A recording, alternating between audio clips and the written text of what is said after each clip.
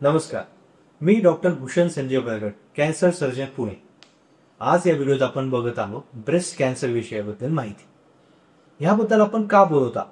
कारण हा कॅन्सर खूप कॉमन झाला आहे। प्रत्येक माणसाच्या घरात किंवा ऍटलीस्ट ओळखीचा एक तरी ब्रेस्ट कॅन्सरचा पेशंट आहे।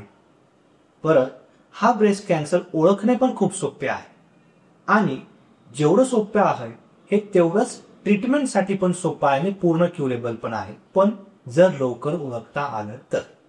म्हणून आपण बघणार आहोत हे कॅन्सर लवकर कसं ओळखायचं। पण तर एखादी गाठ जर ब्रेस्टमध्ये खूप लवकर आलेली असेल, खूप आत्ताच्याच घडीत आलेली असेल, खूप लवकर वाढत असेल तर ती कॅन्सरची गाठ असू शकते।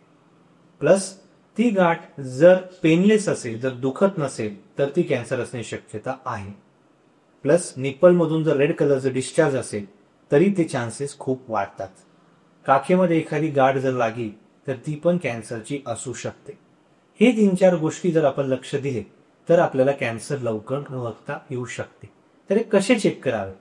सेल्फ एक्झामिनेशन, स्वतःची स्वतः तपासणी प्रत्येक महिन्याच्या 12व्या दिवशी, म्हणजे पिरियड संपले की 7 दिवसांनी ही तपासणी प्रत्येक महिलेने आपली स्वतःची केली पाहिजे। या व्यतिरिक्त प्रत्येक महिलेने जर आपलं एज 35 ते 40च्या वर गेलेलं असेल तर दरवर्षी एक मॅमोग्राफी नावाची टेस्ट कंपल्सरी केली गेलीच पाहिजे। आता जर हे डिटेक्ट झालंय तर आपल्याला अजून काही टेस्टिंग लागतात का? तर येस, आपल्याला कधी कधी MRI किंवा पेट स्कॅन नावाची तपासणी कन्फर्मेशनसाठी लागते आणि बायोप्सी म्हणजे एक सॅम्पल घेऊन आपल्याला ते 100% हिस्टॉलॉजिकली कन्फर्म करून मगच आपल्याला ट्रीटमेंट चालू करता येते।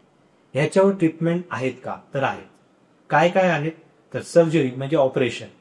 आधीच्या काळात पूर्ण स्तन काढावं लागायचं, आता स्तन वाचून आपल्याला कॅन्सरची ट्रीटमेंट करता येते, हे बऱ्याच जणांना माहीत नाही। या व्यतिरिक्त किमोथेरपी म्हणजे इंजेक्शन्स आधीच्या काळात खूप तीव्र प्रकारचे असायचे, आता सौम्य प्रकारचे असून पेशंटला खूप त्रास होत नाही।